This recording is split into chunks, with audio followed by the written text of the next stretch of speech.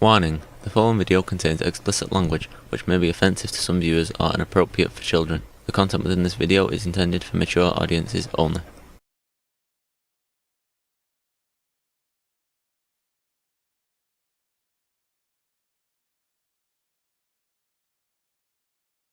Warning: this video may contain explicit descriptions of drug use, violence, and sexual situations. Viewer discretion is advised as this content may not be suitable for all audiences. Hello and welcome back. I hope everyone's doing well. I hope your week is going well.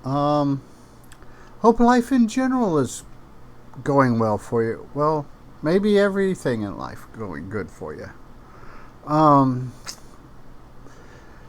We are now taking a head dive into the wonderful world of The Kingdom of Fear by Hunter S. Thompson, and we're seeing how this goes. I'm enjoying it. I'm enjoying experiencing the audiobook for the first time, and I'm experiencing when the reader is throwing his inflections and all that good stuff in there, where you have to do it in your own head.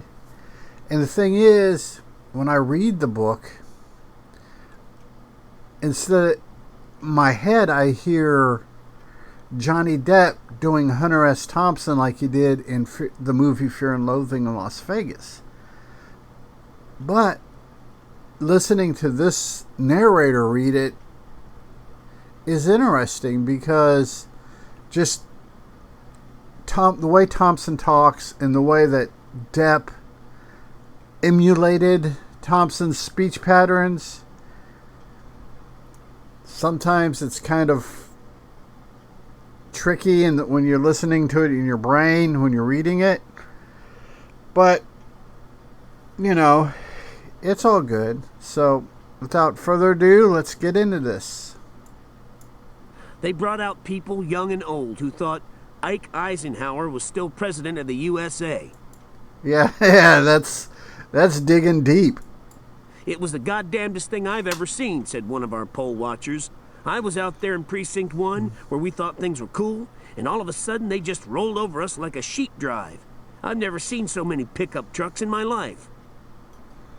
We are still seeing those pickups, and anybody who challenges them had better be ready to die. And see, actually, because of the 2020 election, they're not rolling people out like they did in the early 70s. What is happening is they're restricting people. We have a vice presidential candidate right now in America who wants to repeal the 19th Amendment, which gives women the right to vote. And he has also indicated that repealing of the 13th and 14th Amendments wouldn't be so bad. Same with the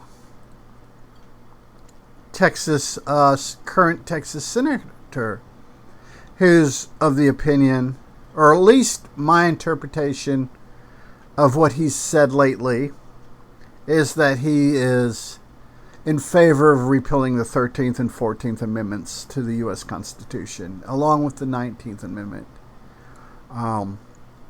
Repealing such things is difficult, if not impossible, in this day and age of division. But, you know, voter suppression is. That's what they told me, over and over again, when I ran for sheriff. That even if I won, I would never live to take office. And he has a point. And that's what I think would happen to any third-party candidate winning any major vice president, president. Well, yeah. I mean, we've got third-party in Congress and in the Senate, and we've got independents. But let them win the White House. See if the forces, the powers that be, let him in, or when her. I lost, They instantly got down to making sure that nobody like me could ever run for office again. Sunday night at the Fontainebleau. This should be interesting. Sunday night at the Fontainebleau. Hot wind on Collins Avenue. Out in front of the hotel. Facing the ocean. Teams of armed guards and police dogs were patrolling the beach and pool area to make sure nobody sneaked in to feel the water. Yeah, that's that happens. There's places along the American Gulf Coast that are like that. Not even the guests. It was illegal to use the ocean in Miami Beach at night. The beach itself was technically public property, but the architects of this swinish hotel row, along what the local Chamber of Commerce called the Gold Coast, had managed to seal off both the beach and the ocean completely by building the hotels so they formed a sort of Berlin Wall between Collins Avenue and the sea. There were ways to get through, if you didn't mind climbing a few wire fences and seawalls. Hey, if you want to swim, you want to swim. It is what it is. Or if you knew where to find one of the handful of tiny beach areas the city fathers had quietly designated as public. But even if you made it down to the beach, you couldn't walk more than 50 or 60 yards in either direction because the hotels had sealed off their own areas. And the public areas were little more than rocky strips of sand behind hotel parking lots, maintained as a grudging token compliance with the law that said hotels had no legal right to fence the public away from the ocean. Yeah, they can't fence them away from the ocean, but they can fence in their parking lot. It's combing frog hairs at that point. This was a touchy subject in Miami then, because many of the hotels had already built so close to the high tide line that their pools and cabanas were on public land, and the last thing they wanted was a lawsuit involving their property lines. Yeah, that would be bad. I wonder if it's still like that today in 2024. The Doral, for instance. Headquarters for both George McGovern and Richard Nixon in that mean convention summer of 1972, had been built so close to the sea that at least half of its beachfront cabanas and probably half of its so-called Olympic-sized pool were built on public property. More than likely. And I imagine to this day it still is. A test case on this question could have precipitated a financial disaster of hellish proportions for the Doral, but the owners were not losing much sleep over it. They had me arrested on 4 consecutive nights during the Democratic convention that August. Oh my. That's kind of funny. I imagine it gets to a point after the second or third night that you're like, hey, I'm going swimming. Make sure you have someone down there to arrest me. We're swimming in the pool after hours, usually around 3 or 4 in the morning. I've skinny dipped at 3 and 4 in the morning, and if the water temperature is just right, it's soothing and relaxing. The first 2 days it got to be a ritual. I would appear on the moonlit patio and say hello to the black private cop while I took off my clothes and piled them on a plastic chair near the diving board. Our conversation on the first night was a model for all the others. Yeah, because that poor bastard security guard is probably just going from the script that the hotel gave him. You're not supposed to be out here, the private cop said. This area is closed at night. Why? I said, sitting down to take off my shoes. It's against the law. What law? See, that is usually what fucks them up.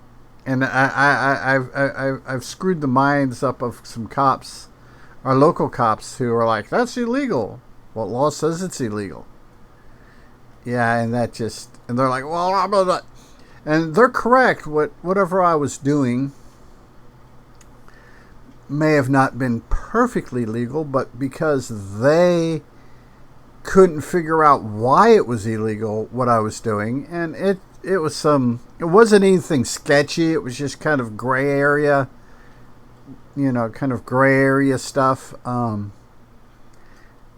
And it just, asking for specifics really screws up law enforcement, especially the poor grunt cop who's given a script and an assignment and nothing more. The one they pay me to enforce, goddammit. The one that says you can't go swimming out here at night.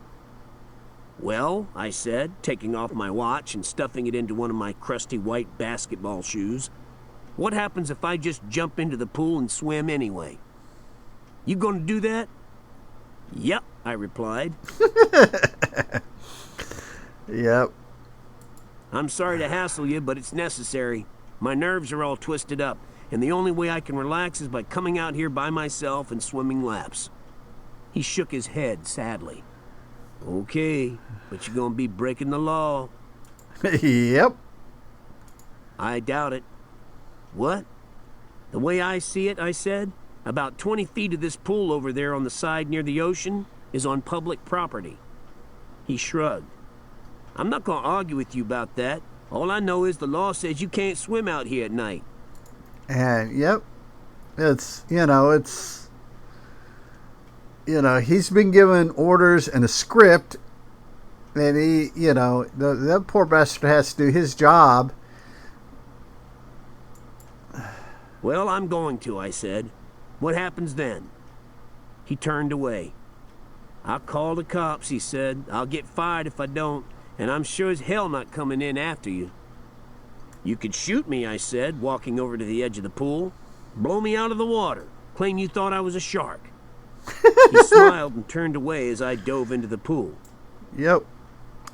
And we'll go ahead and call this video good here. That's just hilarious.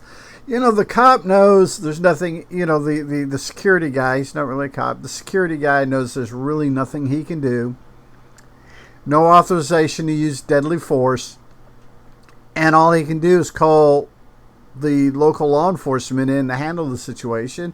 And by the time they respond and get there, he's already been swimming. Oh my. That's life, I guess. And like I said, we're going to go ahead and wrap this up here. Be a good human. Be good to other humans. Peace.